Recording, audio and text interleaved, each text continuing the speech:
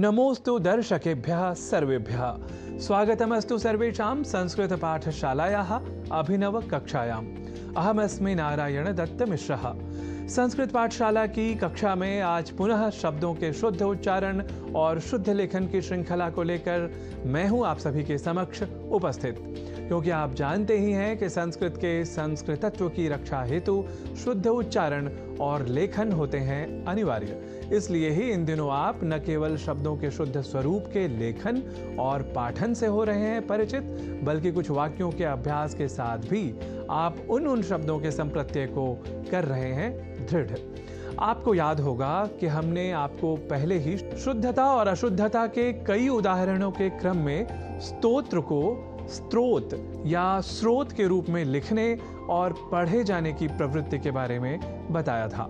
तो स्तोत्र को स्त्रोत या स्रोत के रूप में हम भूल कर भी प्रयोग ना करें, इसके लिए कुछ वाक्यों के प्रयोग का हम अभ्यास कर लेते हैं। जैसे महाकवि कालिदास का एक प्रसिद्ध पद्यांश है, स्तोत्रम कस्य न तुष्टये, अर्थात स्तोत्र या स्तुति किसके लिए तुष्टिकारक नहीं होते।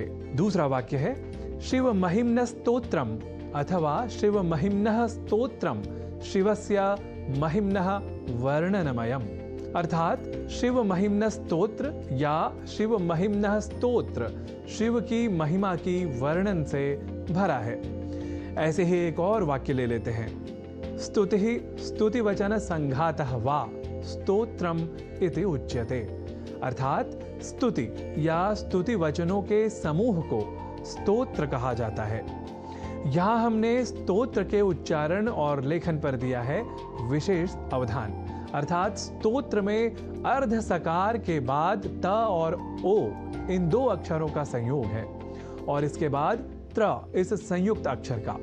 यदि हम यह ध्यान में रख लें तो कभी भी स्तोत्र के स्थान पर स्तोत्र या स्रोत जैसे उच्चारण या लेखन हमारे प्रयोग में ही नहीं रह सकेंगे। अर्थात हमें इस शब्द के उच्चारण की ओर अधिक साकांक्ष रहने की है आवश्यकता, ताकि हम आज की प्रवृत्ति या कुप्रवृत्ति के अनुसार इस शब्द से जुड़ी अशुद्धियां न करें। अस्तु, अब बढ़ते हैं हम आगे एक ऐसे ही शब्द की ओर जिसके लेखन और उच्चारण में हम सामान्य रूप से अब अधिक अशुद्धि करने लगे हैं, और वह शब्द है सहस्र, जिसे सहस्त्र इस रूप में न केवल लिखने की ही बल्कि बोलने की भी प्रवृत्ति या कुप्रवृत्ति बढ़ गई है।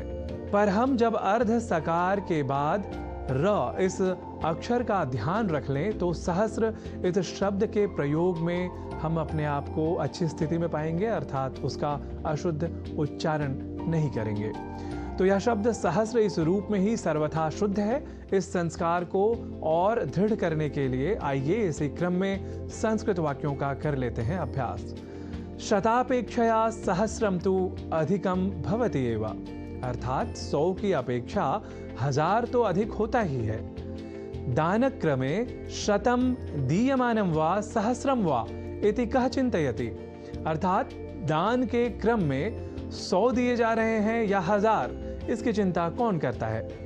ऐसे ही अगला वाक्य ले लेते हैं, तत्र सहस्रशः जनाः तस्य सम्मानार्थम उपस्थिताः आसन्, अर्थात वहाँ हजारों हजार लोग उसके सम्मान के लिए उपस्थित थे। तो आज आपने स्तोत्र और सहस्र इन दो शब्दों के शुद्ध स्वरूप और उनके लेखन तथा उच्चारण के बारे में जाना, और विशेष रूप से कुछ वाक्यों के साथ इन शब्दों के शुद्ध स्वरूप को भी आपने कर लिया है हृदयंगम।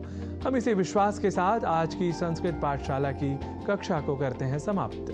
पुनरपि भवतां संस्कृतानुरागिणां समक्षम एवं विधम अभ्यासक्रमम् आनीय उपस्थापयिष्यामि। तावत् नमो नमः।